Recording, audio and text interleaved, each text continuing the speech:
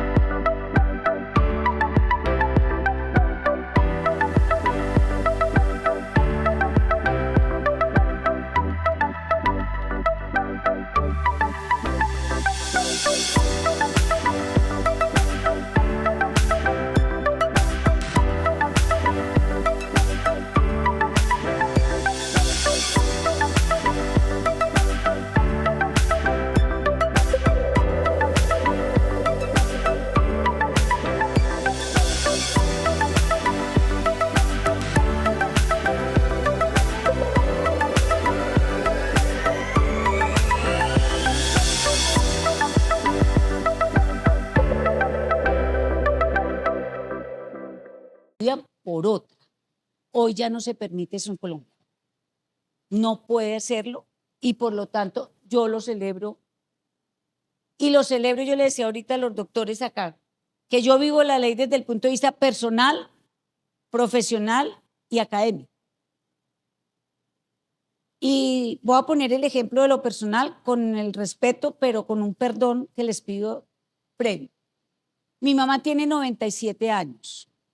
Con un Alzheimer de 23 años de evolución. No reconoce a nadie. No abre los ojos en todo el día. No expresan ni un sí ni un no. No tiene una sola palabra que pueda expresar. Pero está protegida por la ley 1996 y ya les voy a decir cómo. Absolutamente protegida. Los principios los voy a pasar de largo, pero creo que son una carta de navegación de todas las leyes de Colombia o de las leyes del mundo. Yo creo que si no analizamos los principios de una ley, ¿cómo la aplicamos? Y empecemos por el de la dignidad, y que es la dignidad humana, un valor. Y eso es lo que hay que respetar, los valores de las personas. Entonces, y sigue con varios, pues lógicamente sigue con accesibilidad, celeridad o igualdad de oportunidades, pero me voy a detener en el de celeridad. Doctores y doctoras, la misma ley lo dice, no son palabras mías ni interpretación mía, que cualquier solicitud que haga una persona con discapacidad se le debe dar el tratamiento de un derecho de petición. Yo no entiendo cómo una adjudicación de apoyos en un juzgado, yo no entiendo cómo una solicitud en un centro de consultación, en una notaría de una audiencia de formalización de acuerdo de apoyo se puede demorar 6 meses y 1 año. No lo puedo creer. Claro, me van a decir, usted no es juez y usted entonces no sabe la congestión que tenemos en el despacho. Pero es que hay prioridades de prioridades. ¿Por qué las tutelas las tienen que fallar en 10 días? Ojo, sigue el de la autonomía, la primacía de la voluntad y preferencia, no discriminación. Y el de la autonomía, yo sí quiero también detenerme en él, porque es que no es de que yo hoy con discapacidad vaya a coger este balcón y me vaya a tirar. Yo estoy seguro que todos tratan de cogerme para que no me tire. ¿Por qué no hacemos eso mismo con la persona con discapacidad? No la separemos de nuestro concepto de vida. Todos somos iguales. ¿Y qué hizo la convención? ¿Qué hizo nuestra ley? Desarrollar el artículo 12 de la convención, que es el derecho a la igualdad. Eso es prácticamente la ley 1996 del 2019. Y trajo 2 grandes figuras, por eso me fascinó la pregunta de la señora juez esta mañana, que son las salvaguardias y los ajustes razonables. ¿Qué son las salvaguardias? Son medidas para evitar abusos. Yo sigo sin entender y le decía yo ahorita al doctor, que es que la ley 1996 no limitó a los jueces de familia para nada. No les quitó las facultades que tienen de decretar todas las medidas que quieran. No les dijo, usted no puede decretar medidas provisionales. Yo, cuando veo que hay riesgo del patrimonio, lo primero que hago al iniciar una adjudicación de apoyos es pedir embargo de los bienes de la persona con discapacidad. Y me lo decretan inmediatamente. Yo protejo los bienes patrimoniales y sigo adelante con el proceso. Porque no, ¿en qué parte de la ley dice que no lo pueden hacer? Sí lo pueden hacer. Además, lo tienen que hacer en mi criterio. Lo tienen que hacer. Entonces, yo creo que hay muchas oportunidades para los señores jueces de familia y la salvaguardia, sí, con todo el respeto lo digo, ahí está la creatividad de los señores jueces. Por ejemplo, en Bogotá hay una señora juez que dice, bueno, la ley no lo dice, pero como salvaguardia yo le impongo a usted que va a administrar un patrimonio porque va a tener un apoyo con representación, que cada 3 meses me presente un informe. Eso es una salvaguardia para evitar un abuso. Y lo tiene que cumplir la persona. Entonces ahí sí está en la creatividad de los señores jueces de la República. Y vienen los ajustes razonables.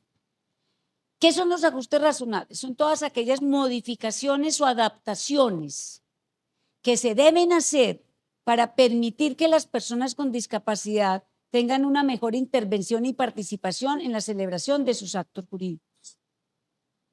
Yo puedo llegar y decirle a un notario o a un juez, yo tengo una disminución visual. Yo necesito un intérprete, me lo tienen que tener.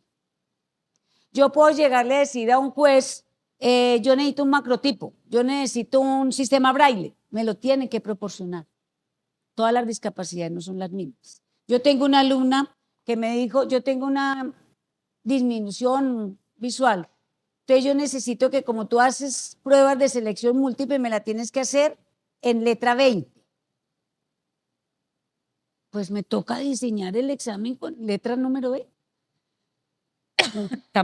Tamaño 20. Porque no la puedo ir respetar. Le tengo que garantizar sus derechos. Y llegó a otro extremo que casi me chiflo, pero pues no me chiflé, porque estoy acá. En que yo tenía unas diapositivas en fondo blanco y por su discapacidad visual me tocó cambiar el fondo de las diapositivas porque le brillaba a ella. Me tocó hacerlo, porque si no me queda un camino, retirarme de la docencia. Así de sencillo. Eso es lo que tenemos que hacer todos. Recién salió la ley, me llamó una directora de un centro de conciliación y me dijo, ay doctora, estoy muy preocupada. Y yo, ¿cuál? ¿Por qué? Me dijo, es que el centro de conciliación está en el cuarto piso y no tengo ascensor. Yo le dije, doctora, facilísimo, bájelo para el primero. Baje el centro de conciliación para el primero. Así de sencillo. Porque entonces la persona que llegue en silla de ruedas, entonces usted no le va a prestar el servicio. Lo bajó para el primero y es feliz. Entonces, simplemente no resistirnos a los cambios, es tratar de entender ya no es ni siquiera podemos decir tratar, sino entender que todos somos iguales, pero todos actuamos en forma diferente por ciertas situaciones y limitaciones que podamos tener en la vida. Como les digo, no todo el mundo habla como un loro como yo, pero eso no quiere decir que las personas sean más perfectas que yo, y lo son. Y entonces, ahí está el cuento. Yo simplemente les puse acá para mejor entender el ajuste razonable, que es tener una accesibilidad, participación, un lenguaje sencillo. Los abogados tenemos un defecto, pero ni el tenaz. Nos da por hablar con términos técnicos a toda hora. ¿Por qué no hablamos en forma sencilla? Vocalicemos bien. Tratemos de entender a las personas. No. En un piloto que se hizo, yo estoy desde el principio de la ley, sale un notario y me dice, no, doctor, es que este no entiende nada, es que es un loco, es que es un demente.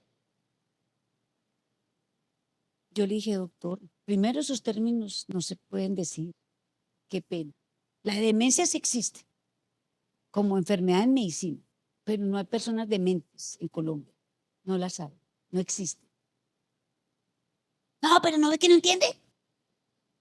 La mamá y el papá estaban sentaditos en un lado, fuera de la sala, y la mamá en una bondad, un ángel completo le dice, doctor, estimule a mi hijo. ¿Ah? Le dice la mamá, doctor, estimule a mi hijo. ¿Y cómo lo estimulo? Pero además, ¿y saben qué le dijo la mamá? A mi hijo le fascinan los zapatos. Él me voltea a mirar a mí y me dijo, ¿y yo qué hago? Le digo, doctor, reingrese a la sala. Como era un piloto, por eso estaba yo de metida, ojo, porque en esas audiencias, como ya lo vamos a ver, no puede estar nadie. Me dice, ¿qué hago? Le digo, pues pregúntele por los zapatos. Mire, la experiencia, no me moriré con ella. Le dice, me gustan tus zapatos. Esta persona, sí, yo tengo 4 y yo los brillo y papá me va a comprar otros y yo no sé qué. Mejor dicho, no cayó, mejor dicho, casi en las que nos vimos para callar a este muchacho. Conclusión, esa es la formación que tenemos que tener, de saber estimular las personas, para que puedan llegarle uno al corazón y puedan hablar, como decía la doctora Julieta esta mañana. Bueno, y viene ahora sí el quid de la ley, que estableció 3 mecanismos formales. ¿Por qué se llaman formales? Porque los estableció la ley.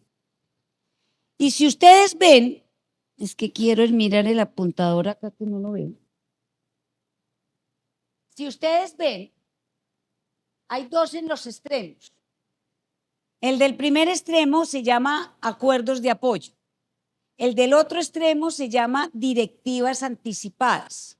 Y el de la mitad se llama adjudicación judicial de apoyos. Pero esto no es por gusto. ¿Qué privilegió la ley 1996? La manifestación de la voluntad y preferencias de las personas con discapacidad. Eso fue lo que privilegió. Al privilegiarlo, entonces le dijo, si usted puede manifestar su propia voluntad y preferencias, vaya a hacer un acuerdo de apoyos o vaya y haga su directiva anticipada. Ya vamos a mirar ante quién y cómo. Si no puede manifestar su propia voluntad y preferencias, dio unas oportunidades que es excepcional, que es la adjudicación judicial de apoyos, pero que también privilegió la manifestación de la voluntad, cuando en el artículo 37 dijo, si la demanda la presenta la propia persona con discapacidad, se tramitará mediante un proceso de jurisdicción voluntaria.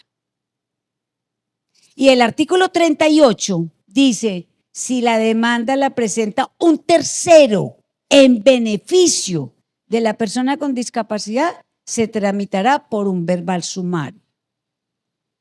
Ya vamos para allá.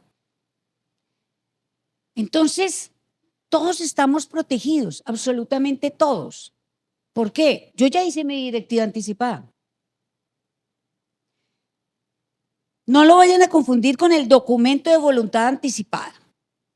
Que el documento de voluntad anticipada no puede tratar sino de temas de salud, que es el regido por la resolución 2665 del 2018, expedida por el Ministerio de Salud. Eso es otra cosa.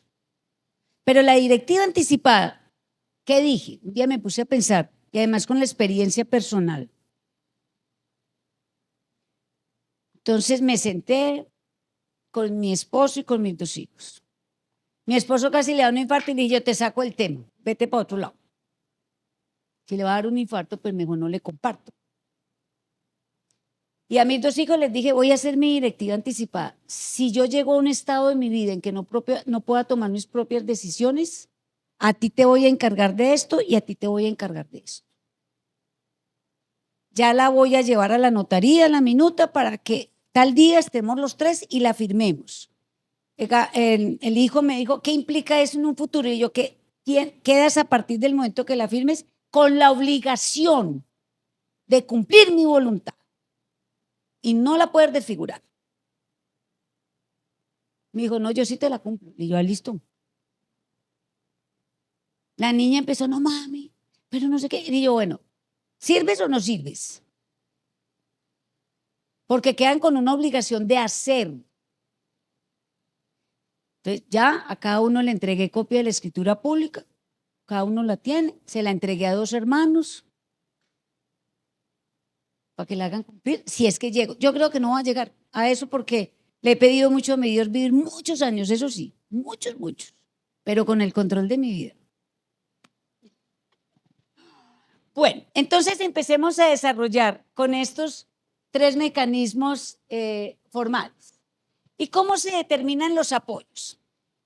Los apoyos, los 2 extrajudiciales, que son los acuerdos de apoyo y las directivas anticipadas, se determinan por medio de la manifestación de la voluntad y preferencias de la persona con discapacidad. Si ya se acude a juzgado, ojo, ahí cambia la situación. Ahí cambia la situación, ¿por qué? Porque la ley introdujo o creó una prueba absolutamente nueva en Colombia, que es lo que se denomina informe de valoración de apoyos. Eso es una prueba absolutamente nueva, eso no existe, pero está dentro del artículo 165 del Código General del Proceso, porque si ustedes lo leen, al final dice, y cualquier otra que le aporte al señor juez un conocimiento técnico, ahí está metida, sin ningún problema. Ya vamos a mirar en qué consiste. ¿Y qué son los acuerdos de apoyo? Es un mecanismo de apoyo formal, ojo, por medio del cual una persona mayor de edad, formaliza, y esa es la palabra clave, formaliza la designación de la o de las personas que quieren que sean su apoyo. Es decir, cuando yo voy ante un notario o un conciliador, ni el notario ni el conciliador me designa el apoyo, lo designo yo, persona con discapacidad. Yo quiero que sea mi mamá, yo quiero que sea mi papá, yo quiero que sea mi hermano mayor, yo quiero que sea mi tío. Ya cuando se va a la vía judicial es el juez el que asigna el apoyo. Entonces miren la gran diferencia que hay entre los dos mecanismos extrajudiciales y el mecanismo judicial. Doctora, yo le puedo romper su metodología. No importa, no se enoja. Yo entiendo que estoy profundizando en unas cosas quizás. Si me quieren preguntar antes de llegar a la sesión de preguntas, no tengo ninguna clase de problema. Tranquilos. Entonces, por eso le pedí perdón primero a la doctora. Sí, no hay problema, bueno. Entonces, sigamos. ¿Y qué es una directiva anticipada? Ojo, es manifestar mi voluntad con antelación a la celebración del acto jurídico. Por eso yo ya la manifesté. Si pasa algo en mi futuro, pues mis queridos hijos, ustedes, cada uno. Eso es lo que es una directiva anticipada. Es una herramienta para establecer la expresión fidedigna de voluntad y preferencias en decisiones relativas a uno o a varios actos jurídicos con antelación a la celebración de los mismos. Eso es lo que es una directiva anticipada. Y me parece que todos debemos de madurar la idea. Todos debemos de madurar esa idea. Es muy importante en la vida no solamente no dejar deudas o dejar todo transparentemente, sino también definida la situación de uno. Pero total.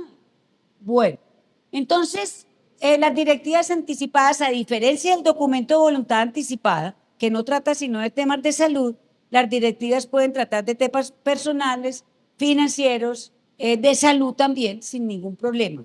Entonces, estos serían los dos mecanismos, ojo, extrajudiciales.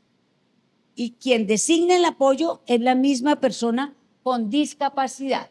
¿Ante quién se puede celebrar la audiencia? La audiencia, ¿cómo se llama? Se llama audiencia de formalización de acuerdos de apoyo o de formalización de directiva anticipada.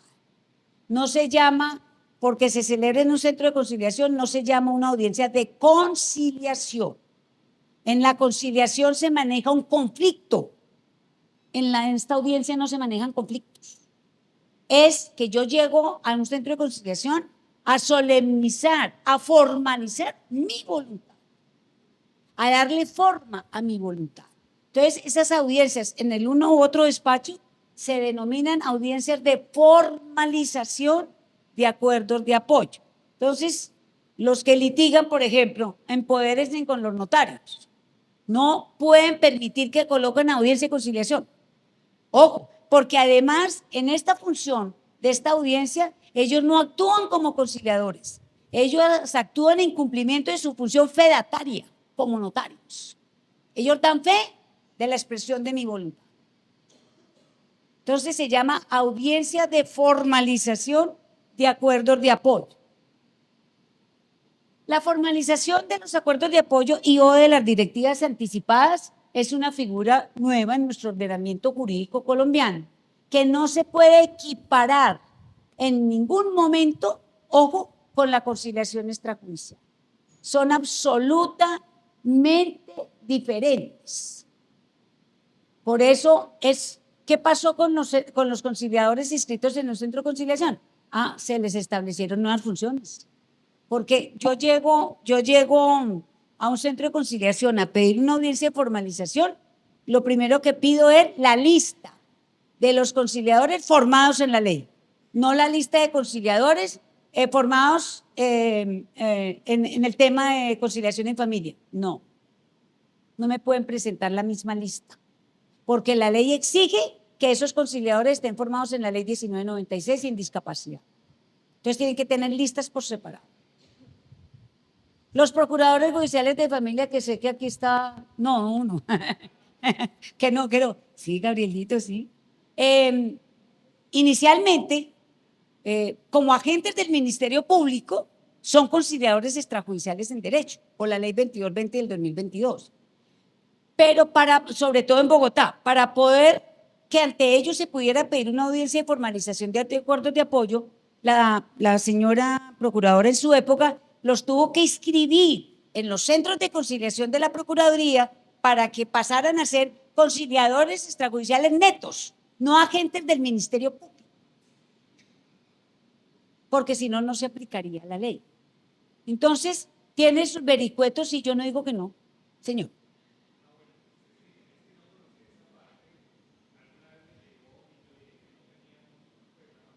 No. Sí, ya la mayoría está escrito. La Procuraduría tiene 6 centros de conciliación en todo el país, pues, lógicamente. Creo que aquí no, entonces ya veo que no. Entonces, bueno, sí. En Bogotá los inscribieron al centro, al de civil. Y allá entonces ellos están realizando audiencias de formalización de acuerdos de apoyo. Y de directivas anticipadas. Marta Ligia está de directora. Ellos inmediatamente, por medio del Instituto de Estudios del Ministerio Público, hicimos un curso de 32 horas certificado y se certificaron en la ley. Si quiere, hacemos otro con el Instituto Doctor y certifíquese. Entonces, es muy importante tener en cuenta esta situación. Si el acuerdo de apoyo de la directiva anticipada se formaliza ante centro de conciliación, queda plasmado en un acta de formalización de acuerdo de apoyo de directiva anticipada. ¿Quién la firma? La firma el conciliador respectivo, el apoyo o apoyos designados y la persona con discapacidad. Si se formaliza ante notaría, queda plasmado en una escritura pública que la firma o da fe de ella el notario, la firma la persona con discapacidad y la persona o personas que vayan a fungir como apoyo. Entonces, señores, a cualquier despacho se les puede presentar y en cualquier proceso les pueden presentar una escritura pública de formalización de acuerdo de apoyo o una acta de formalización de acuerdos de apoyo. Y eso es lo importante que ustedes la tengan en cuenta para saber si verdaderamente pues, es legal o no es legal.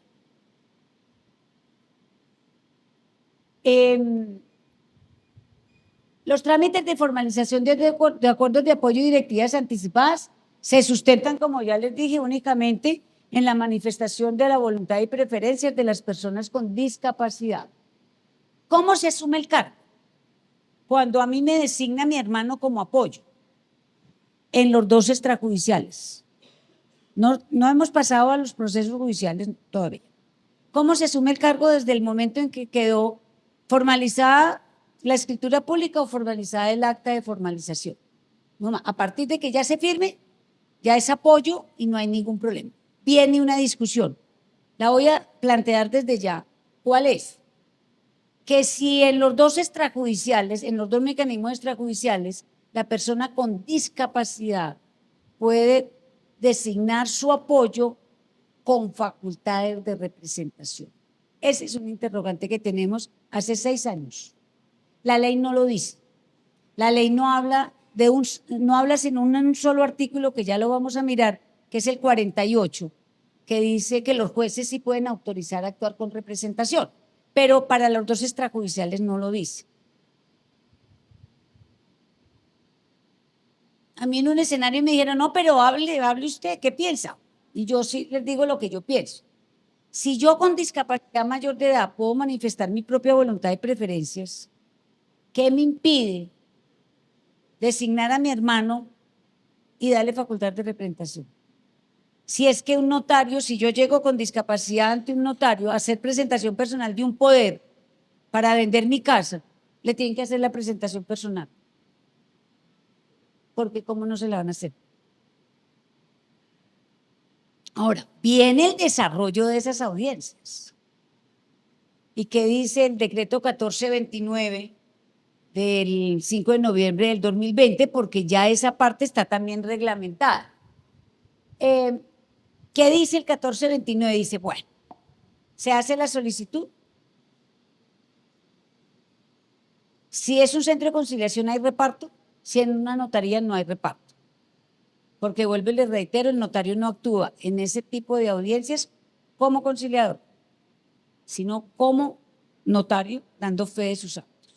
Bueno, se reparte, se convoca común y corriente, se cita se llega el momento de la audiencia. Tanto el notario como el conciliador se tienen que reunir solos, absolutamente solos, con la persona con discapacidad, para lograr entender su voluntad. ¿Que se tiene que hacer esfuerzos? Sí, yo no digo que no. ¿Que tiene que tratar de entenderlo? Y que le tiene que dar signos inequívocos de su voluntad. Pueda que no le dé los signos inequívocos, ya hay una salida también, no hay problema. Como les digo yo a los notarios, ¿cuál es la preocupación de ustedes? Es que la ley también contempló que cuando no hay verdaderamente signos inequívocos de la voluntad, pueden expedir una constancia de no suscripción del acuerdo. Pero el ministerio les ha dicho que eso no sea la regla general, esa es la excepción. Porque entonces nos convertiría en la ley del menor esfuerzo. A toda hora es, no, usted no puede expresar, no. Entonces, por eso les exigieron que cuando expiden la constancia de no suscripción, la justifiquen, para que no devuelva la regla general del menor esfuerzo. Entonces, me parece que pues sí, nos tenemos que formar todos, la verdad. Y yo me voy a confesar ante ustedes, y ojalá me absuelvan. Lo que me pasó a mí me pasó en el 2017, porque si hubiera sido después del 2019 no viviría. En la Universidad del Rosario hay un programa de personas con discapacidad. Yo ingreso todos los días a las 6:15 de la mañana. 2 personas síndrome de Down me dijeron, ¿nos dejas entrar a tu clase? Y yo les dije, sí. Entré al aula y miren el primer error mío. Yo paré a la doctora de acá, paré a los alumnos que están acá para sentarlos a ellos. Me dijeron, ¿por qué? Si nosotros nos queremos sentar atrás. Primer error. Segundo error, traté de cuadrar estamos en un auditorio, traté de cuadrar la pantalla, dijo, estamos viendo perfecto.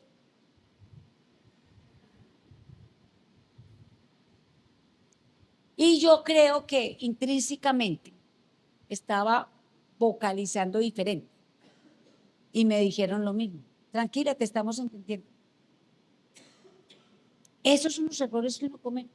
Esa es la vulneración de los derechos con nuestra propia actitud. ¿Por qué lo hacemos? En una conferencia con solo personas con discapacidad se para Pablo en corbatín elegantísimo y me dice, mira, yo te entendí todo. Y yo, bueno, qué dicha, Pablo. Me dijo, pero me falta que me aclares algo. Y yo, ¿cuál? Me dijo, ¿y qué? Si yo cometo un delito y me da la gana de coger un revólver y matarte, tengo que pagar por el delito. Y yo, pues claro, mi querido amigo, tienes que asumir tu propia responsabilidad. No, perfecto, me quedó perfecto y me hacía así. Entendió mejor que cualquier otra persona. ¿Por qué los dejamos de lado? Entonces, queridos doctores, y esos apoyos o esas directivas anticipadas se pueden modificar o terminar. Entonces, no hay ningún problema, porque es que hay personas que hoy tienen mucho miedo. No, yo no quiero que a mí me designe como apoyo. No, yo no me voy a meter en problemas. No hay problemas de ninguna clase. Mire, se puede terminar por consenso entre la persona con discapacidad y la persona de apoyo, por la sola voluntad de la persona con discapacidad o por la sola voluntad de la persona que funge como apoyo. ¿Cuál es el problema? Entonces, démosle la mano. Es que nosotros estamos en la gloria, no tenemos ninguna limitación. Pero sí tenemos personas muy cercanas que tienen limitaciones en la vida. Démosles la mano para que así nos podamos entender absolutamente todos. La ley estableció un término para el acuerdo de apoyo, no para las directivas anticipadas.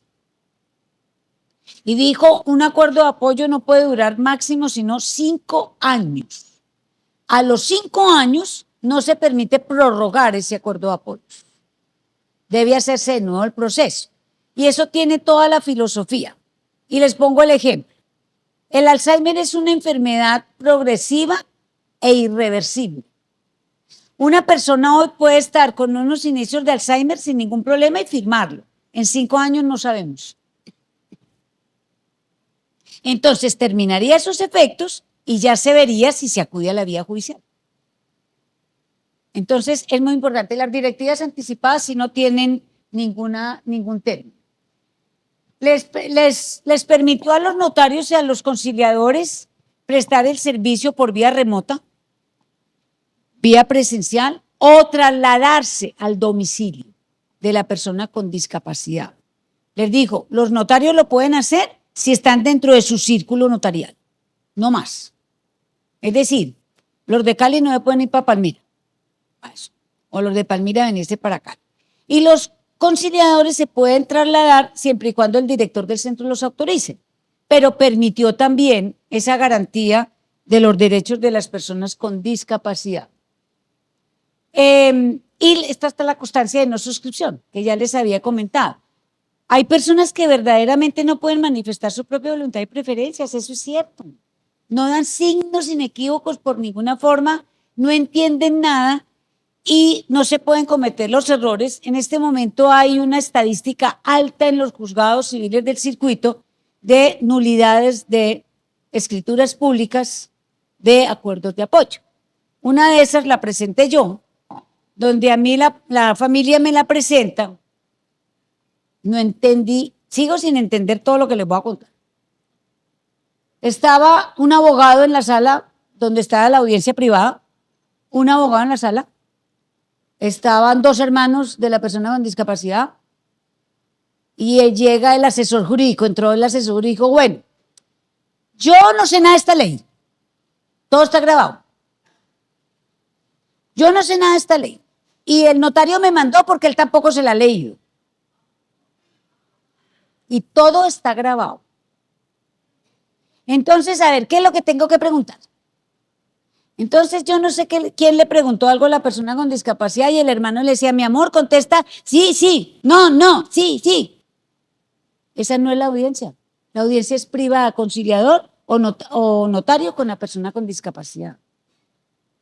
Y luego de que se hace esa audiencia privada, se sale a lo que se ha denominado en el decreto 1429, la audiencia de suscripción del acuerdo, donde está de pronto las personas que vayan a fungir como apoyo. Entonces el notario sale, les explica y dice, mira, tu hermano quiere vender la casa y quiere que tú seas el apoyo. Entonces, ¿cómo es la relación con tu hermano? Ah, no, yo con ese no me meto porque es que yo lo ahorco a toda hora. Pues a ver, ¿cómo va a permitir un notario formalizar ese acuerdo de apoyo donde una persona no tiene empatía con una persona con discapacidad? Entonces, tenemos que estar muy formados. Si no, seguimos vulnerando. Y sé que Cali es excepcional y son los mejores del mundo, pero les cuento que en varias ciudades hay una violación en los juzgados de los derechos de las personas con discapacidad. No, Medellín también y tranquila, doctora. Pero, por ejemplo, yo en Bogotá hay 42 juzgados de familia.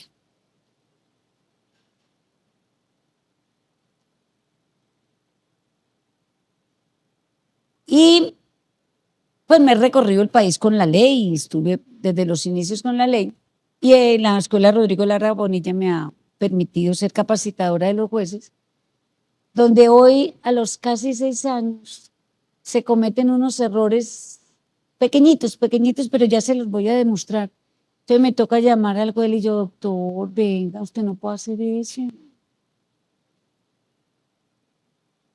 Ay, doctora Cecilita, y yo, no, ¿cuál doctora Cecilita? Usted no lo puede hacer. Qué pena con usted. Y ya les voy a decir cuáles, que yo sé que aquí no los cometen, no me preocupe. Bueno, la ley dice, ¿se acuerdan que al curador le exigían rendir cuentas? Que era el artículo 103 y 104 de la ley 1306 del 2009. Esa figura como tal ya no existe en la ley 1996. ¿Qué existe? Le dice, mire, al año siguiente, contado a partir de la ejecutoria de la sentencia en que se designaron apoyos, los apoyos deben de presentar un balance ¿En qué consiste? En decir, mire, yo intervine en estos actos jurídicos que realizó mi hermano en esta y en esta forma. Y en estos otros no intervine porque él no me quiso hacer caso. Salvo mi responsabilidad. Entonces no hay ningún problema. Ahora, ahí, si el resto de la familia está en la audiencia, el juez ya, y empiezan de pronto a criticar la forma en que yo me he comportado como apoyo o a demostrar que me he comportado mal y he hecho mal las cosas, ya el juez tomará decisiones y se puede cambiar, no remover porque remoción no existe. Hoy en la ley, ¿existía remoción de curador? Sí, pero en esta ley no existe. Como no existen apoyos ni suplentes, ni conjuntos, ni principal, eso no existe en la ley. Existen apoyos. Entonces, pues ya el juez tiene todas las facultades, su investidura le da para proteger los derechos de las personas con discapacidad. Y viene el tercer mecanismo que lo ha definido la ley como excepcional. Si ustedes hablan con los jueces de Bogotá, me dicen, no, eso no es excepcional, esa es la regla general. De pronto sí. Pero yo les digo, vengan, pero ¿por qué se disgusta? La ley nos permite escoger. Si yo me quiero divorciar, yo tengo 2 vías. Y por mutuo acuerdo, tengo 2 vías. O irme a hacer el trámite notarial o hacer el proceso de jurisdicción voluntaria del divorcio. Y muchas personas quieren sentirse mejor divorciadas por sentencia y no por escritura pública. Y eso es válido. Las 2 vías son válidas. Entonces, en Bogotá había un problema al principio de que por qué la persona con discapacidad promueve su propia demanda si puede manifestar su propia voluntad y preferencia, que por qué no se vaya y se formaliza un acuerdo de apoyos. Entonces querían devolver las demandas y yo, pues no las pueden devolver, porque es que el artículo 37 dispone y establece el proceso de jurisdicción voluntaria. Y dice cuando lo promueve la misma persona con discapacidad. ¿Por qué le van a quitar ese derecho? Ah, que no le gustó ir a la notaría, de pronto. Entonces, como les digo, yo tengo 2 vías para divorciarme. Ya que amanezca alborotada, vea, escojo alguna de las 2 vías, doctor, ¿cierto? Pero ya después, en esta época mía, ya que me voy a divorciar. Bueno, ¿qué es el proceso judicial? Es aquel por medio del cual se designan apoyos formales para una persona con discapacidad mayor de edad para facilitarle el ejercicio de su capacidad legal. Y aquí voy a hacer un paréntesis casi al final de la presentación. Ustedes saben que en nuestro ordenamiento existen 2 clases de capacidades, que son la capacidad de goce de derecho y la capacidad legal o de ejercicio. La capacidad de goce de derecho la tenemos todos desde el momento de nacer y adquirimos la calidad de persona, que es la aptitud para adquirir derechos. ¿Cuándo la perdemos? Cuando fallezcamos. Nadie nos la puede quitar, absolutamente nadie.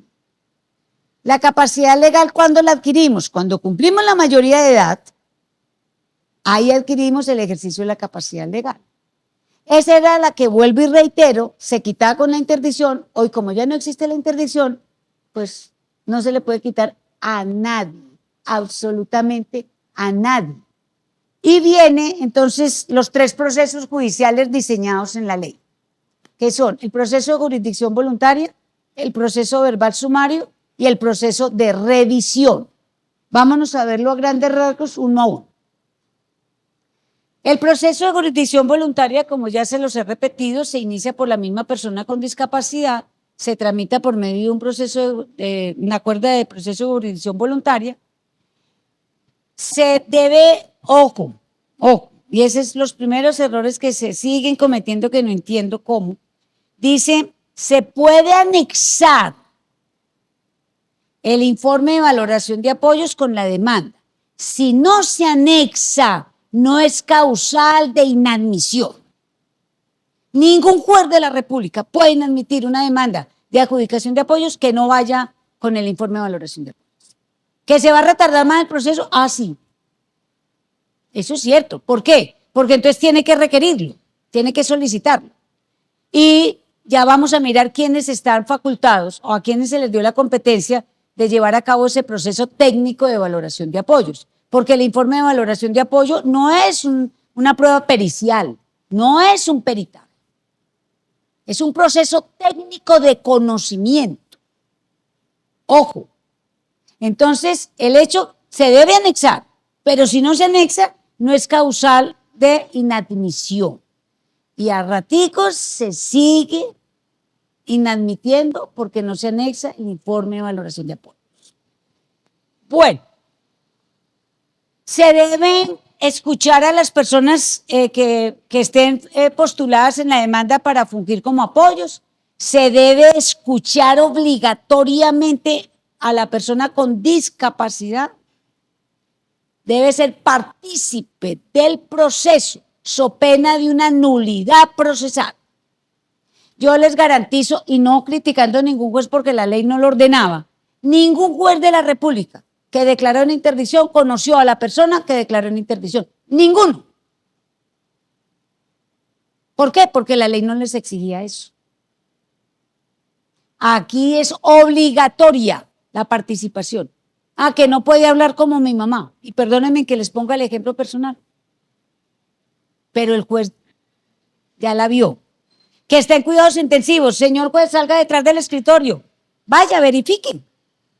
O mande a su asistente social, que bien lo hacen. Yo voy a todos mis procesos a los hogares donde están las personas con discapacidad y acompaño al asistente social.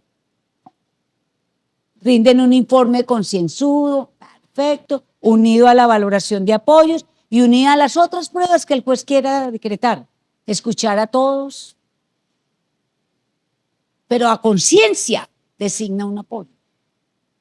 Porque es que manejar en las familias la discapacidad no es fácil. Y yo creo que los que tengan esa experiencia no es fácil. Y vienen los triquitraques.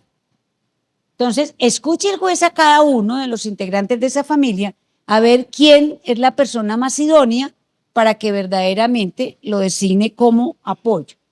Se practican todas las pruebas y se convoca audiencia para escuchar al titular, o sea, para escuchar al titular del acto jurídico, o sea, la persona con discapacidad. Es decir, el titular del acto jurídico y la persona con discapacidad, no es el apoyo. Ojo, no es el apoyo. Y se profiere sentencia en un lenguaje sencillo, en un lenguaje fácil de entender, para que la persona con discapacidad pueda tener pues, acceso a ello. Y viene el famoso artículo 38, que todos los días nos lo cambian. Todos los días, y pobres jueces de la República. Ahí sí pienso que yo me voy al lado de ellos, porque es que todos los días nos cambian el camino. A ver, el artículo 38, mire, se los digo literal, no es de interpretación. Dice, es aquel que inicia un tercero en beneficio de la persona con discapacidad. ¿Qué significa eso? No entiendo por qué todavía se sigue concibiendo que entonces la persona con discapacidad es parte demandada. Le ordenan la notificación y le ordenan correr traslado a una persona que está en cuidados intensivos en coma. Es que es un contrasentido, verdaderamente es un contrasentido. Ya vamos a mirar una gran sentencia de la Corte Constitucional del 7 de octubre del 2022 de la doctora Cristina Pardo, donde yo creo que verdaderamente se metió en el cuento y es una sentencia fabulosa. No, venga, sí. Pensemos desde el punto de vista procesal. Es un proceso en donde normalmente el verbal tiene partes. Sí. En ese orden de ideas, en ese orden de ideas, quizás lo que se piensa es verbal sumario, soy yo con yo, no es verdad, no tengo técnicamente contraparte.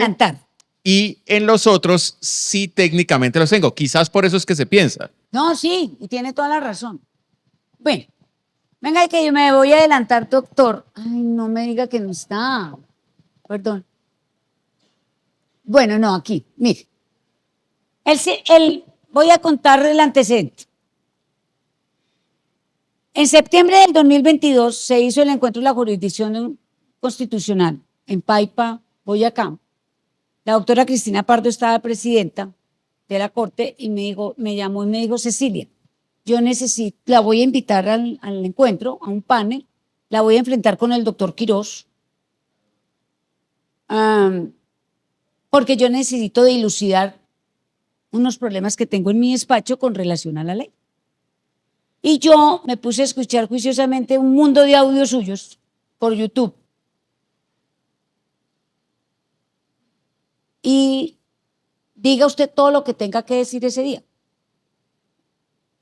Insúltenos, díganos lo que nos tenga que decir. Lógicamente le tenían que ceder el uso de la palabra al doctor Quirós, pues era presidente de la Corte Suprema de Justicia y la majestad y su investidura no es negociable. Entonces le dicen que qué pensaba él del proceso. No, pues que sí, él sí creía que era un proceso especial. Además, el doctor Quirós se dedicó a estudiar la ley en una forma profunda.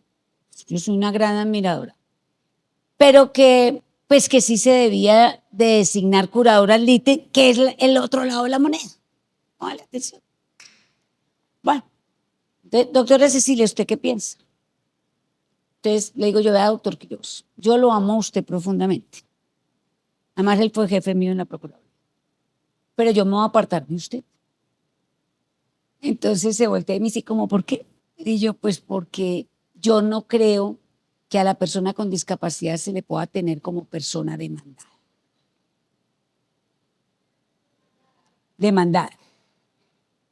No hay, es un contrasentido del este. Yo creo que es un proceso verbal sumario especial. Tan especial es que el mismo artículo 32 y 35 de la ley dice es apelable y al ser apelable es de segunda instancia. Y ningún verbal sumario de la acuerdo procesal del Código General del Proceso es apelable. Ninguno.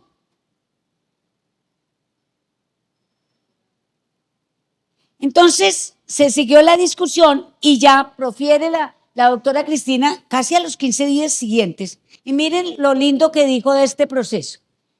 En una interpretación armónica de las disposiciones generales sobre los procesos de adjudicación de apoyos y particularmente sobre el artículo 38, se trata de un proceso verbal sumario cuya competencia corresponde a los jueces de familia. Perfecto. 2. Sin embargo, se trata de un proceso especial que no responde a las características propias de los verbales sumarios de carácter general, pues no debe ser de naturaleza controversial, no debe ser de naturaleza contenciosa. No hay parte demandante ni parte demandada, ya que se interpone con el fin de proteger a una persona y garantizar el ejercicio de su capacidad jurídica, y por eso la ley en el inicio del 38 dice en beneficio. Puede tener segunda instancia y debe atender a unos criterios específicos que están dispuestos en el 34. Entonces nos dejó claro que no es un proceso contencioso, no es un proceso controversial. La misma ley 1996, ya les digo los artículos, dice es apelable su sentencia. Ninguna sentencia de un proceso verbal sumario en Colombia es apelable, del acuerdo del Código General del Proceso.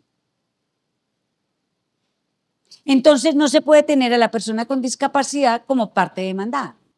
Y me adelanto, y con relación al curador ad litem, mire lo que dice la misma sentencia, T352 del 7 de octubre del 2022. Dice, esta representación judicial no fue efectiva a la luz de la protección especial que merecen las personas con discapacidad. Si nosotros nos vamos al artículo 55 del Código General del Proceso, ¿a quién se le designa curador ad litem? A las personas indeterminadas, las personas con discapacidad no son indeterminadas. Y a las personas incapaces, las personas con discapacidad mayores de edad no son incapaces. Por lo tanto, no se puede aplicar el 55. Así de sencillo. Y miren lo que dice la Corte. En primer lugar, porque la figura del curador ad litem procede ante el demandado ausente o para representar incapaces precisamente. Y el artículo 57 de la ley 1996 sacó de las personas consideradas incapaces a las personas con discapacidad, a los sordomudos que no pueden darse a entender y a las personas declaradas interdictas. En segundo lugar, la representación de una persona con discapacidad por medio de un curador ad litem genera una sustitución sustitución de la voluntad. Es decir, los mismos efectos que tenía declarar en la interdicción, que era lo que hacía el curador, sustituir a la persona con discapacidad. No es procedente. Entonces, venía la queja de los señores jueces de Bogotá en su afán de aplicar justicia perfecta, porque sé que lo único que los acompañaba era eso. Entonces me decían, doctora Cecilia, ¿cómo garantizo los derechos de las personas con discapacidad dentro del proceso? Le digo, doctor, en la misma ley se lo dice, pero ¿me permiten devolverme un minutico? Que estoy como desordenada. Perdóneme un minutico. Señora, ya. En ningún caso. Ya le voy a decir, no, en ningún caso. En ningún caso. Es que sustituirla. Y no la podemos sustituir porque es plenamente capaz. Es que el cambio está desde ahí. Que hoy se terminó la incapacidad por discapacidad. Ese es el cambio. Si ustedes se aprenden esa frase, claro, ustedes van a decir, señor.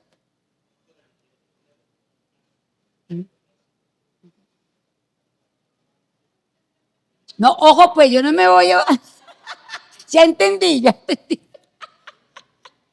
Uy, Dios mío, qué horror. Bueno, se interpondrá en beneficio, yo ya lo he dicho varias veces, voy a pasar a otra vez.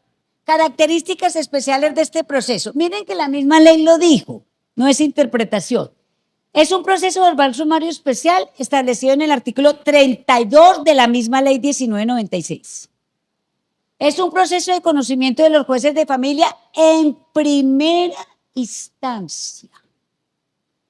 Lo dice el artículo 35. Por lo tanto, su sentencia es apelable. Entonces, esa sentencia última que conocimos hoy, del doctor Fernando Jiménez Valderrama, creo que está en contra de la redacción de la ley. Con todo y que lo amo. Porque lo quiero mucho, fue profesor de mi área en civil, salió de ser profesor de mi área a ser magistrado, porque tiene todas las calidades y calidades y cualidades para ser magistrado, no me cabe la menor duda. Pero es que, miren, el artículo 35 lo dice. Mire, dice, es un proceso de conocimiento de los jueces de familia en primera instancia, por lo tanto la sentencia es apelable. Es un proceso verbal sumario especial, dispuesto, establecido en la misma ley. Si ustedes, los que se han dedicado a familia, se van, se me olvidó el artículo ahorita del Código Penal del Proceso, cuando acuérdense que en un artículo del Código Penal del Proceso dice que la privación de patria potestad, es el 300 algo, es que es de única instancia. Pero si hace concordancia con la misma norma, váyase al 22 y dice, los jueces de familia conocen en primera instancia de la privación y suspensión de los derechos de patria potestad. Y en otro artículo más adelante, en el título de verbales sumarios, dice que que se puede de única instancia. Tanto es así que yo presenté una privación y el juez, yo pedí que me la aceptara de doble instancia, me dice no. Yo le acepto la demanda, pero es de única instancia. Entonces yo le presenté recurso de reposición. Yo sabía que me iba a confirmar su auto, pero yo me tenía que curar en salud si yo tenía que apelar y de pronto el tribunal me dijera, no, usted no lo pidió, entonces no podemos estudiarle su apelación. Entonces yo me curé en salud. Afortunadamente salió en favor. Pero si no, hubiera tenido problemas, porque el tribunal sí le da la importancia del 22, que conocen en primera instancia los jueces de familia de la suspensión y privación de los derechos de patria potestad. Que hay malas redacciones, sí, yo no me aparto de eso, pero yo soy nadie pues para criticar a los redactores de una ley. Pero que hay contradicciones, los que son académicos, como me toca a mí, explicar cómo me puedo casar ante juez. Vayan y miren el caos que hay cuando derogaron la mayoría del trámite del proceso de matrimonio ante juez en el Código Penal del Proceso. Está derogado todo. Entonces le digo yo a uno de los redactores, mira, ¿qué pasó acá? Me dijo, no, es que lo quisimos asimilar al trámite notarial. Y yo, sí, pero este vacío, ¿entonces qué? Me dijo, si no nos dimos cuenta, Ceci. Vayan, miren, analicen del 126 en adelante. El caos que hay. Y el 130 que habla de dicto, lo derogaron en su totalidad. Y en el 131 no hablan de dicto. Entonces, viera para explicarle eso a un estudiante de primero o de segundo. Entonces, complicado, pero pues entendamos a todo el mundo, nos podemos equivocar. O sea, y no tiene estructura contenciosa ni adversarial. Esta es la sentencia, la voy a pasar de largo y viene el proceso de revisión. Y esa es una de las inquietudes. ¿Qué dijo la ley? Las personas que al 26 de agosto del 2019 tuvieran sentencia de interdicción debidamente ejecutoriada, permanecerán en la misma condición jurídica hasta cuando se le revise su sentencia. Y dijo, para revisar esa sentencia, los jueces de familia tienen 36 meses, pero también estableció que los 36 meses empezaban a contar a partir de que se empezara a aplicar el capítulo 5. Y el capítulo 5 se empezó a aplicar por ley el 26 de agosto del 2021. A 22, a 23, a 24. El 26 de agosto del año pasado se vencieron los 36 meses. Y les cuento que en Bogotá no se ha revisado ni el 40% de las sentencias. Entonces, a ver, no estoy culpando a los jueces, no, sino que uno, lo que yo siempre he dicho, ellos son juiciosos y mandan y convocan, pero o ya las direcciones cambiaron. En mucha época atrás no existían los correos electrónicos, o se ha muerto la persona y los dos se han muerto y entonces nadie recibe la notificación, o pues qué bueno, yo para qué voy allá si yo manejo la plática de mi mamá y yo hago lo que me dé la gana con la plática de mi mamá y mi mamá no me da cuenta si yo me la gasto mal o bien o regular. Es que hay muchas situaciones que hay que entrar a mirar. Entonces, en Bogotá habían 12.500 sentencias de interdicción del 2012 al 2019.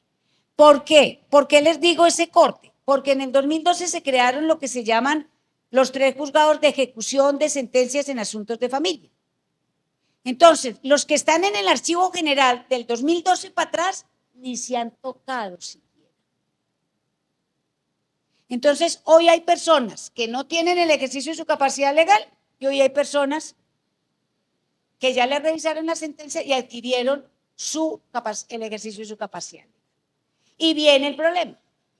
Entonces, hay bancos que ya dicen, usted como curador no puede actuar y me parece correcto. Me parece correcto. O Colpensiones le dice, yo a usted como curador no le sigo pagando la pensión porque ya es hora que la sentencia de su mamá, de su hijo, de quien sea, esté revisada.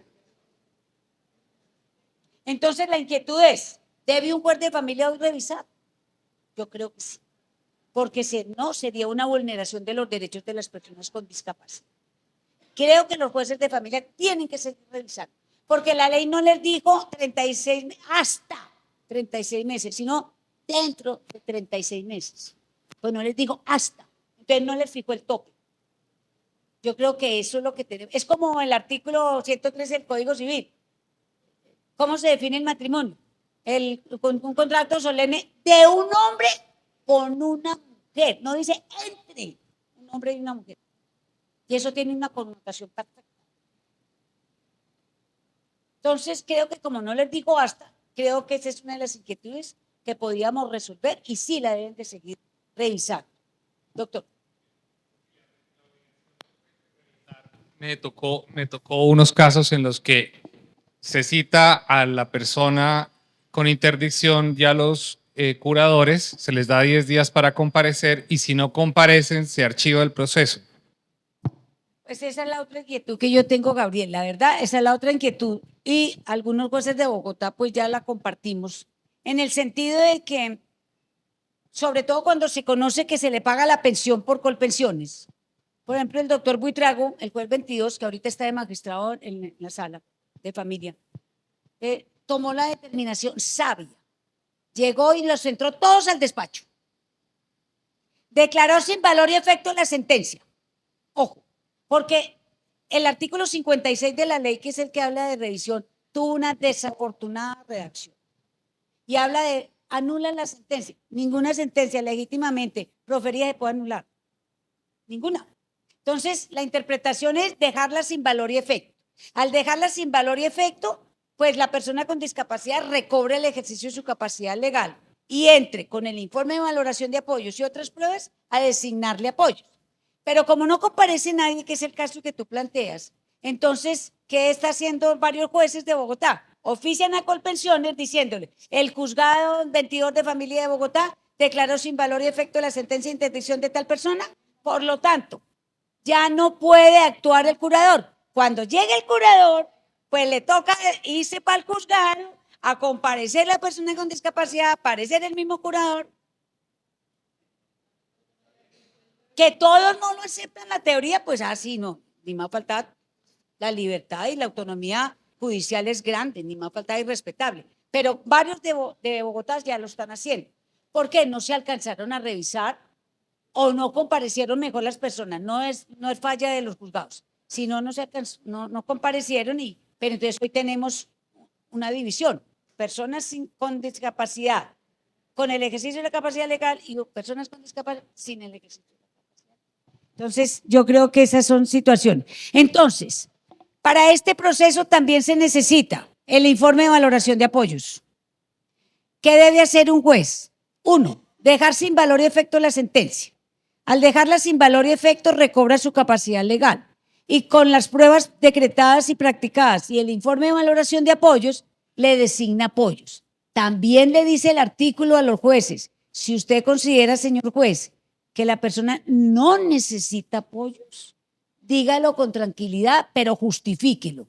Porque hay muchas personas, a mí una juez de Bogotá me dijo, usted puede atender a un señor que tiene una duda, no hay que ver. Y yo sí.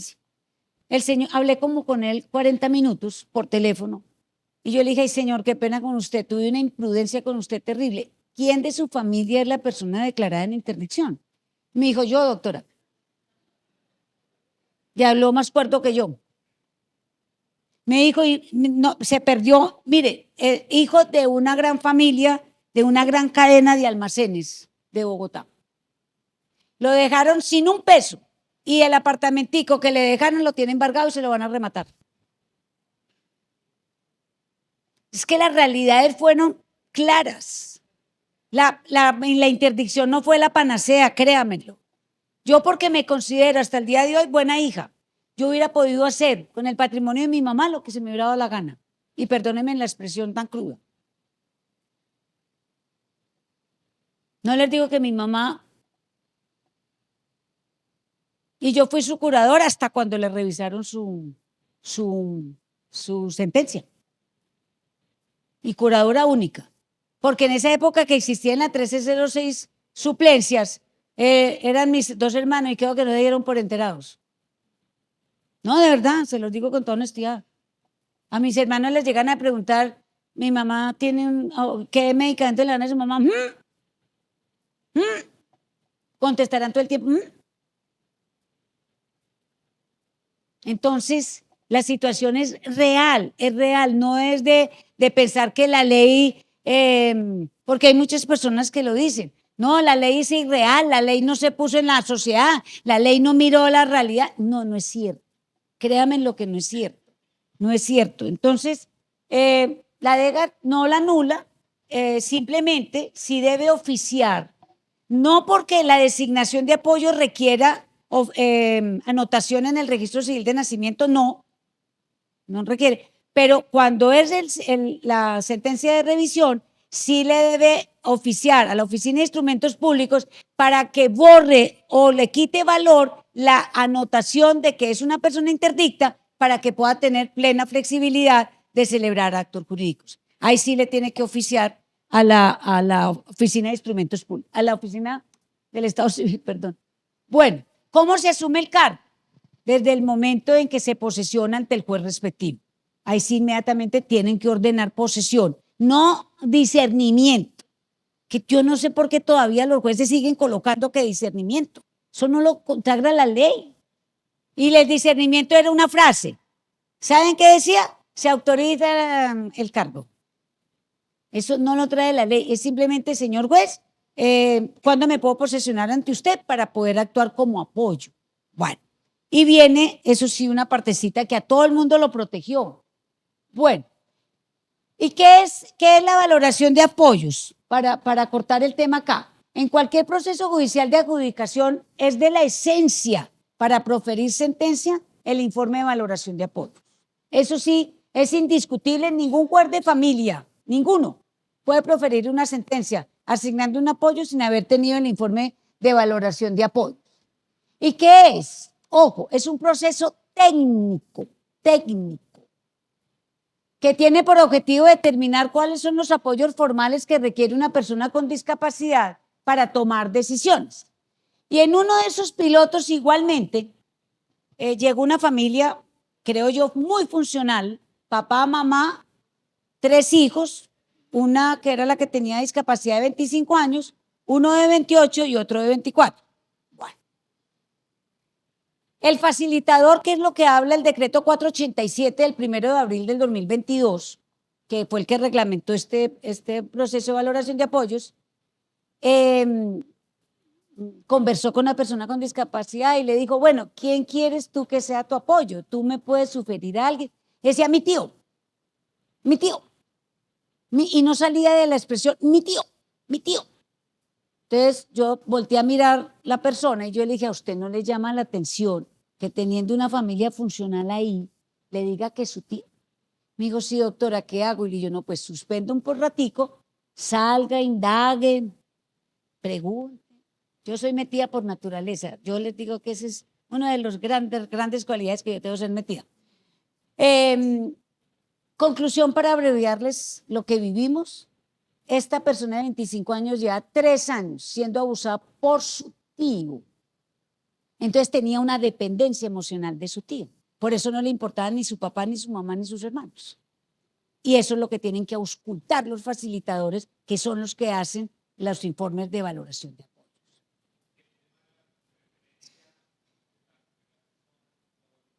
No, pues sí. Claro, no. Sí, yo lo entiendo, pero eso y el derecho a equivocarse y cometer errores.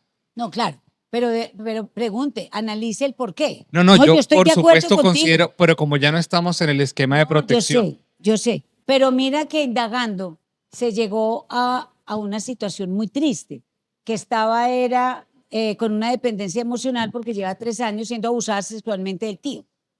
Pero para resolverse podría acudir a que hay un conflicto de interés o algo de ese estilo, sí. Habiendo, no sé, la denuncia penal correspondiente. Para hacer apoyo, sí señor, para hacer apoyo la ley contempla como 2 tipos de inhabilidades, conflictos de interés o litigios pendientes. Y ahí sí hay un conflicto de interés. Exacto. Ahí sí, total, perfecto. Por eso es tan brillante, doctor Gabriel.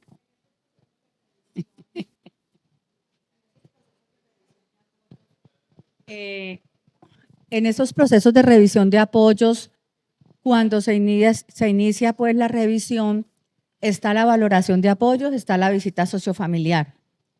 En esos procesos se requiere estrictamente que la persona que anteriormente había sido declarada interdicta manifieste por escrito o se lo diga al juez el apoyo que requiere.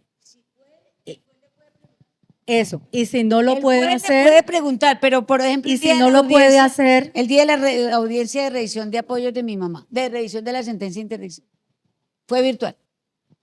Voy a decir algo, es que me cortó ahí a mí me dicen los jueces, doctora, aún en las audiencias propias me dicen, doctora Cecilia, muéstrame a su mamá. Entonces yo se la puse en la cámara. Doña Ruth. Duró como 10 minutos el juez muy acucioso, demasiado. Me dijo, doctora, tranquila, ya retírela de la cámara. Entonces ya se convenció su estado que necesita apoyo por A, por B o por C. Y entonces ahí aplicó el artículo 48, que ya voy para allá. Designó apoyos a mis 2 hermanos para cada uno de unas cosas y a mí me designó apoyo con facultad de representación. Y si se saca sentencia anticipada, ¿cómo sería esa? Pero es que no lo puedo hacer. Es decir, Necesariamente tiene que haber puede audiencia. ser ordenado. O lo que podemos hacer todos que litigamos es presentar la demanda de adjudicación de apoyos con el informe de valoración de apoyos anexo. Y ahí, facilísimo.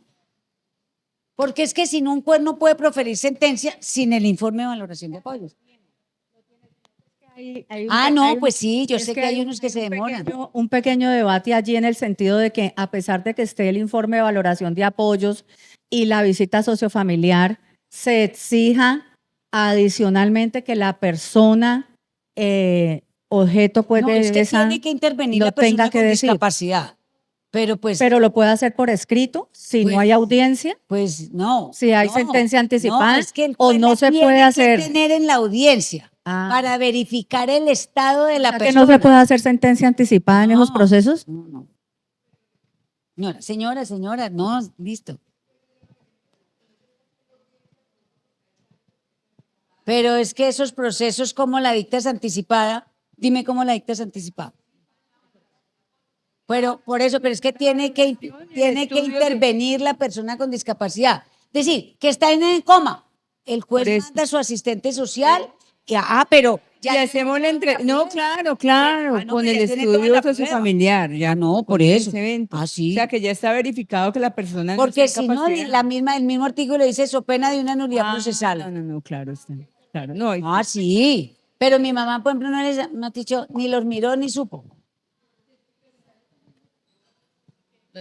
No, dime. Doctora, cuando estaba hablando de la jurisdicción voluntaria que la presentaba la misma persona en situación de discapacidad, decía el juez debe entrevistarlo o si no enviar a su asistente social para tener la certeza de persona que puede ser los ojos de él en ese momento. Igual sucede con los procesos de adjudicación de apoyos que presenten las personas, pues el tercero o el de revisión, debe de decretar. O sea, si no lo cita la audiencia la persona en situación de discapacidad, debe de decretar el informe sociofamiliar que vaya. Yo te resumo, en los 3 tipos de procesos tan sabiamente relacionados por ti, debe intervenir la persona con discapacidad. Si no es citada, mínimamente debe enviarle al asistente social para corroborar. Pues yo creo que es lo más sabio que un juez haga eso. Gracias. Los de Bogotá todos lo hacen, eso sí. Sí, eso, porque es seguridad para usted, para proferir la sentencia. Perdón, doctora, y tengo una inquietud. Tranquilo. Como ahora con todo lo del trámite de la virtualidad, ¿se puede igual hacer esa valoración o ese informe virtualmente o preferiblemente que se vaya hasta la residencia? Porque uno podría decir tranquilamente, entonces, si no va al juez por lo que sea, o decreta el informe, ¿se puede hacer de forma virtual o es necesario que sea de forma presencial? Hay algunas entidades privadas que hacen el informe, que hacen el proceso técnico de valoración de apoyo y lo hacen virtual. Pues, no, y en Bogotá también algunos lo hacen, también. La Personería de Bogotá, la Defensoría del Pueblo Regional Bogotá y la Secretaría de Integración Social de Bogotá, que fue delegada por el despacho de la alcaldía para la realización de valoración de apoyos, todas las hacen personales, todas. Se trasladan a la residencia de la persona con discapacidad y quizás si hay muchos hijos, por decir algo, pues los citan ya al despacho de ellos, pero verifican. Es que hacerme ir a mí hasta el centro con mi mamá, les digo que es completamente imposible. No, pero sé que no lo hacen, no lo van a exigir tampoco. Sí, porque vuelvo y les repito, esa es la diferencia con la 1306. Ahí está otra diferencia con la 1306. ¿Qué pasó?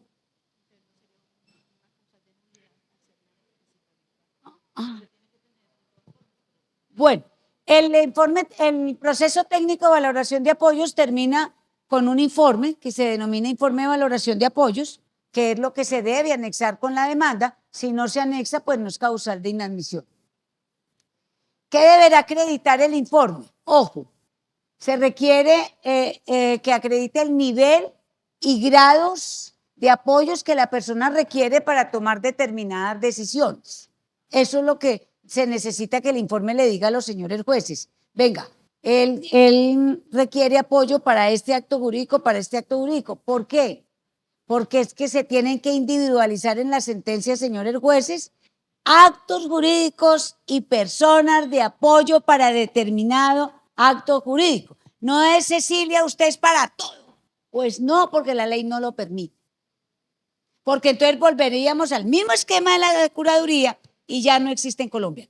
La curaduría hoy existe en Colombia solamente para menores de 18 años emancipados, es decir, que hayan perdido su representación legal natural, que son los padres, no más. Para mayores de edad no existe la curaduría. Y viene la garantía de los procesos cuando los señores jueces todos preocupados. Mire, el mismo artículo 40 de la ley les dice, ojo, mire, se me permití transcribirlo exactamente. Dice, la ley dispone la participación obligatoria del Ministerio Público, querido doctor Gabriel, en los procesos judiciales de adjudicación de apoyos con un fin específico: velar por los derechos de las personas con discapacidad en el curso de los procesos. No es una intervención del Ministerio Público selectiva, no, es obligatoria. Es decir, si yo lo tomo literalmente el artículo, donde no esté notificado el Ministerio Público, sería nulo el proceso. Además, el artículo 37 y 38 lo dice, notificar al Ministerio Público y darle un traslado de 10 días del informe de valoración de apoyos. Ahora, que el Ministerio Público intervenga o no intervenga, eso es otra cosa, eso es otro paseo. Pero la ley lo ordena. Pero si no les parece sabio el artículo 40, vayámonos para el numeral séptimo del 277 constitucional, donde una de las funciones del Ministerio Público es intervenir en los procesos ante las autoridades judiciales o administrativas cuando sea necesario en defensa del orden jurídico, del patrimonio público y garantías fundamentales. Más fundamentado, legalmente no puede estar la intervención del Ministerio Público. Pero además trajo una figura nueva. El artículo 14 de la ley habla de defensor personal. ¿Y qué dijo? Cuando un juez de la República vea que no, dentro de la red familiar no hay a quien designar como apoyo, deberá al proferir sentencia, y lo dice claro, al proferir sentencia, no es durante el trámite del proceso. Al proferir sentencia deberá designar un defensor personal de la Defensoría del Pueblo. Es decir, le impuso una obligación nueva a la Defensoría del Pueblo. La Defensoría del Pueblo a nivel nacional pues tuvo inconvenientes con esa nueva función porque no tenía la nómina. Entonces, ¿qué hizo? Cogió el programa de defensores públicos y de esos les dice a los señores jueces, usted cuando requiera, pues yo designo de este programa. Pero miren la gravedad en que estamos. Todos los defensores públicos son contratistas, no están por nómina. El día que no le renueven a un defensor público, a un defensor personal, el contrato, se quedó la persona con discapacidad sin el apoyo.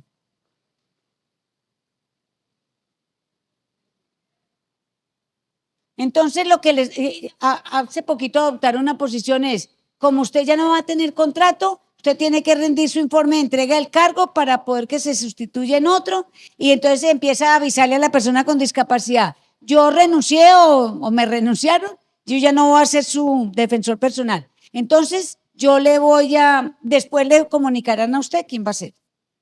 Y si no, el juez le tocará oficiar de nuevo. Doctora Cecilia, buenas tardes. Mónica Rosero, Procuradora Judicial. Sí, sí. Doctora Cecilia, sabemos que el apoyo lo puede ejercer una persona que no sea el pariente, ¿sí? De la persona con discapacidad, lo sabemos. Y hemos encontrado en muchos procesos que esa confianza que tiene la persona con discapacidad es en las personas que la rodean, que son su personal de servicio. ¿Sí? La persona que trabaja con los servicios domésticos, el conductor. hay un contrato laboral con ellos, pero es con ellos que podríamos pensar, entonces existe esa confianza para determinar el apoyo o determinar en ese caso que porque tienen un contrato laboral no son personas de apoyo, sino que están en cumplimiento de esas obligaciones contractuales y que aquella persona con discapacidad no tendría apoyo. Totalmente cierto, y es lo que decía Gabriel. Hay un conflicto de interés allí, porque están bajo una relación laboral. Entonces, en ese caso, ahora, la ley sí dijo que los apoyos debían de designarse por convivencia, parentesco, familiaridad o confianza. Eso lo dijo la ley, pero el caso que tú planteas es sabio y hay un conflicto de interés ahí, sin ningún problema, y yo pienso que ustedes no lo debían de permitir. Cecilita, sobre ese mismo caso, como se pueden designar apoyos específicos, el conflicto de interés podría estar, por ejemplo, en una representación legal o administración de bienes, más no en el cuidado personal, porque si la persona de confianza con la que ella se siente cómoda para hacer sus vueltas, para que le haga todo lo del día a día, es la empleada con la que lleva 20 años y aparecen las sobrinas que hace tiempo no la veía y, mejor dicho, es dificilísima la situación con ellas, pues uno diría el interés, el conflicto de interés se puede interpretar de forma más estricta, no de una forma tan amplia. Yo creo que ahí sí, Gabriel, es de análisis de un juez, analizar todos esos pormenores que ustedes están colocando y pues con la ayuda de la intervención de ustedes sí, yo creo que sí, porque puede haber conflicto de interés como tú tan sabiamente lo planteas, pero en algunos casos de pronto no. Yo tengo una persona con discapacidad que la empleada de servicio lleva 50 años al lado de ella. 50 años. La señora acaba de cumplir 85, 89. La conoce más que los hijos. Yo creo. Entonces ya yo sí creo que es de análisis de cada caso en particular. A mí un día un juez de Bogotá me dijo, doctora, métase a la audiencia. Y yo, ¿y cómo me meto a la audiencia? Y yo entonces llegué y me dice, no, yo la dejo entrar como incógnita. Yo no tenía ni idea que eso existía. Yo seguía aprendiendo. Entonces yo, por el camino que me dijo, yo me metí. Y era una mamá donde le habían dado 80 millones de una herencia. Tenía 2 hijos, un caballero y una dama. El caballero se le gastó 70 millones. No asistió a la audiencia. Entonces la hija, muerta del susto, dijo, ¿yo con qué voy a mantener a mi mamá? Ya no hay sino 10 millones. Pues inició el proceso. Esta señora le metió una insultada a la hija, le dijo ladrona, ya la había denunciado en la fiscalía, tal por cual, si se como nada. Entonces el juez me decía, ¿qué hago? Ella puede manifestar su propia voluntad y preferencia, y yo, pero es coherente todo lo que usted está escuchando, señor juez. ¿Por qué no suspende, piensa, analiza, decreta más pruebas, escuche, para que tome las propias decisiones? Porque es que el hecho de que yo tenga autonomía, pues si yo voy a coger un revólver ahorita, seguramente ustedes van a hacer lo imposible para que yo no coja el revólver. No, por eso, exactamente, tal cual, perfecto. Entonces, pues sí, todo tiene su límite y su estudio, y yo sí creo que ahí el Ministerio Público es fundamental, de verdad. Yo admiro mucho, ustedes saben que pues yo ejercí las funciones de ustedes durante 12 años y me parece que eso es fundamental. Bueno, y ya hay una sentencia del doctor Tejero, Augusto Tejero Duque, porque es que mire cuál es la finalidad del defensor personal, que preste los apoyos requeridos para la realización de actos jurídicos. Conclusión, Gabriel, ahí hay un vacío, porque ningún defensor personal de la Defensoría del Pueblo se va a ir a cuidar a la persona con discapacidad. Ninguno. Entonces, es solamente, y no sé si tengo la sentencia, no, y la del doctor Tejero dice, porque es que hay una señora juez X que llegó y dijo, para esto, para que le pida las citas, para que le reclame los medicamentos, hasta para que le ordene aplicar la eutanasia. La Defensoría del Pueblo presenta tutela Y entonces la corte le dice, no, es que es para la realización o celebración de actos jurídicos que produzcan efectos jurídicos. ¿Quién puede ser persona de apoyo? Una persona natural mayor de edad. Es el único requisito. Conclusión, la pregunta del millón en todos los escenarios. ¿Una persona con discapacidad puede ser apoyo de otra? Pues claro. Sin ningún, puede ser apoyo. No hay ninguna limitación. Los dos son plenamente capaces. Y muy seguramente yo, síndrome de Down, me voy a entender mejor con otro síndrome de Down. Tengan la absoluta certeza.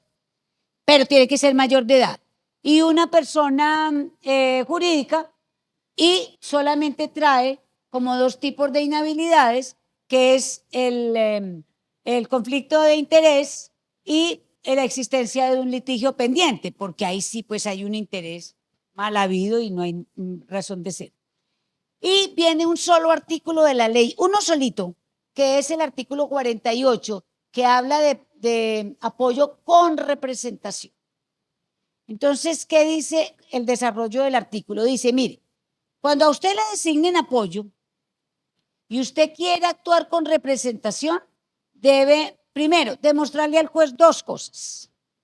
Señor juez, le manifiesto que mi mamá no puede manifestar su propia voluntad y preferencias por ningún modo, medio o formato de comunicación. Y que yo, que he estado cerca a ella toda la vida, soy la persona que mejor puedo interpretar su voluntad. El juez valorará lo que yo le estoy diciendo y me autorizará a actuar con representación. Y ahí es donde juega importancia las salvaguardias. Invéntese, sean creativos y pónganle límites a esa. Y viene mi inquietud que les planteé de última es, cuando se revise la sentencia de interdicción de mi mamá, bueno, me designa a mí como apoyo con facultad de representación y le digo, señor juez, yo debo, como yo termino hoy el cargo de curadora, ¿debo de rendir cuentas de esa administración? Pues me dijo que no, pero yo sigo insistiendo que sí. Yo sigo, porque es que miren, ¿qué le van a entregar a la persona de apoyo que va a actuar con representación? Es que tiene lógica, no más la inquietud, tiene lógica. Yo la pido siempre. Como profesional del derecho, siempre pido esa exigencia. La pido obligatoriamente porque pues si no, va a haber problemas con el patrimonio de la persona con discapacidad. Tal cual. Listo. Pero no hay sino un solo articulito, que es lo que les digo, lo que tiene que demostrar. Y viene esta sentencia también del doctor Quirós, donde en una forma clara y precisa nos dice que la representación de las personas mayores de edad con discapacidad pasó de ser la generalidad a la excepción. Eso es otro de los grandes cambios de la 1306 a la 1996. ¿Para qué? Para la aplicación de la ley, ¿qué se necesitan? Jueces, funcionarios, notarios, sensibles, sí, pero con conocimiento pleno de la ley, porque de lo contrario no vamos a conseguir esa situación. Y los retos es, para terminar, queridos doctores, la ley no nos dijo dejemos a las personas con discapacidad mayores de a solas. No, la ley nos dijo dejémoslos actuar independientemente, pero no solos.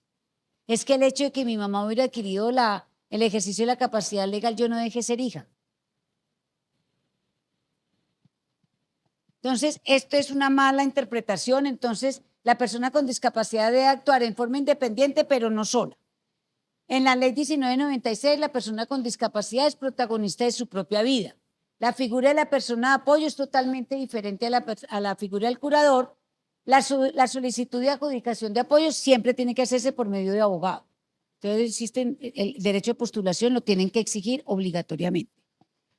Del ejercicio de la capacidad legal depende el ejercicio de otros derechos. No todos los apoyos deben formalizarse. El hecho que ustedes caballerosamente me llamen cada 3 horas a decirme, Cecilia, tome esa pastilla que le hace falta, o tome esta muleta que usted está cojeando, esos apoyos no necesitan formalizarse. Los únicos apoyos que se necesitan formalizar es para la celebración de actos jurídicos que produzcan efectos jurídicos. Y saco por conclusión lo siguiente. Los señores jueces de familia podrán adjudicar distintas personas de apoyo para diferentes actos jurídicos dentro del mismo proceso. Eso sí lo pueden hacer. Y como les digo, en la revisión de la sentencia, a mis 2 hermanos les dieron a cada uno unas funciones. A mí me dejaron la función de administrarle las cuentas bancarias a mi mamá. Pero a mis hermanos les pusieron otras funciones. ¿Por qué? Porque si me hubieran dejado todo a mí era ilegal, porque volveríamos al esquema de la curaduría. Entonces tenía que diferir e individualizar actos e individualizar apoyos. No existe la figura de apoyos suplentes ni conjuntos. No se puede inadmitir la demanda cuando no se anexe el informe de valoración de apoyos. En todas las etapas del proceso deberá garantizarse la disponibilidad de los ajustes razonables que pueden requerirse para la última intervención o participación de la persona con discapacidad. Con esto les agradezco. No, tranquila, yo estoy aquí parada frente a ustedes, pero con esto quiero decirles gracias por permitirme dirigir y compartir con ustedes. Como siempre, aprendo muchísimo de ustedes y eso para mí es siempre ganancia. Doctora Cecilia.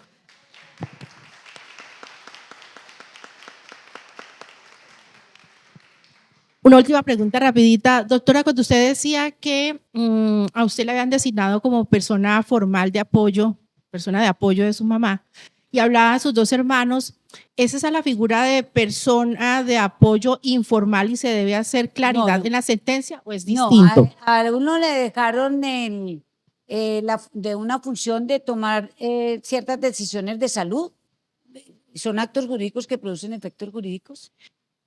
Claro que cada uno dijo, no, pero yo creo que la competente para eso es Cecilia, no es que. Entonces el juez le dijo, pues no, porque los 3 son hijos. Doctora, pero entonces se podría hacer claridad de las personas de apoyo informales dentro de esa sentencia o no es necesario. Para eso no se necesita designar apoyos. Ya. Sino ser un buen amigo, un buen hijo, un buen hermano, de que me llame, exactamente, un buen vecino. Sin embargo, la ley los menciona, ¿no? Personas de apoyo formales e informales. La ley define, en el primer capítulo de definiciones, define apoyos formales y no formales. Eso es cierto. Exacto. Pero los apoyos formales son acuerdos de apoyo, directivas anticipadas y adjudicación judicial de apoyo. ¿Por qué son formales? Porque los establece y los regula la ley. Los extrajudiciales, que son acuerdos de apoyo y directivas anticipadas, los reguló el decreto 1429 del 5 de noviembre del 2022. Y la valoración de apoyos la reglamentó el 487 del 1 de abril del 2022. ¿Quién puede realizar el proceso técnico de valoración de apoyos? En forma gratuita.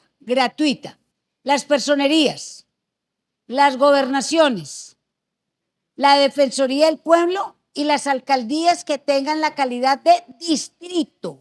Las que no tienen calidad de distrito no lo pueden hacer. Y en forma particular, pues el que se haya formado, pero aquí es gratuito y aquí vale. Y en Bogotá les doy una tacita mínima que un proceso de valoración de apoyos mínimo está costando entre 2.400.000 y 2.800.000. 2.400.000, 2.800.000, mínimo. Yo creo, claro, por eso les digo yo mínimo. Pero pues en Bogotá, por ejemplo, la personería se formó desde el primer momento.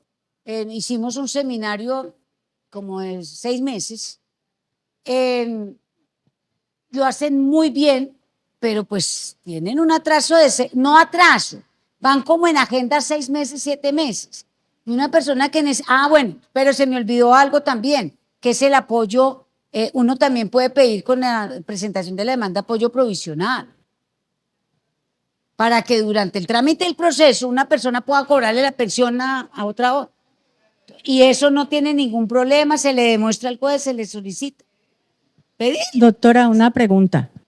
En un caso de una familia que la persona con discapacidad solo tiene un único hijo, por decir algo, ese hijo fallece, alguien del barrio dice, bueno, ¿qué va a pasar con la señora? Está postrada en cama, ¿qué vamos a hacer con la señora? Entonces, de oficio pide a la Defensoría de Familia iniciar el proceso de adjudicación de apoyos. Mi pregunta es, ¿el juez en una sentencia puede ordenar? Yo no creo que los defensores estén presentando esas demandas. Bueno, ¿Quién Cali las están presentando? no, pero digo yo, si no hay nadie quien lo haga, No, que alguien, la Procuraduría. Vaya a la bueno. Procuraduría, aquí hay dos procuradores que se las hacen. Entonces, venga, le digo, doctora, el vecino se da cuenta que esa persona está en cama, no puede manifestar su voluntad. Mi pregunta es, después de que se inicie el proceso de adjudicación de apoyos, ¿el juez en la sentencia puede ordenar la institucionalización de esa persona y nombrarle un apoyo de la Defensoría para que maneje los recursos económicos de esa persona si tiene pensión? Si le designa defensor personal. Pero puede ordenar institucional. Es que la institucionalización ya no se contempla en la ley. No es el internamiento que se contemplaba en la ley 1306. La ley, pues sí, acudir a los programas del Estado como Secretaría de Integración Social, que tiene entidades para la protección de los adultos mayores, y eso. No, a ustedes muchísimas gracias por todo.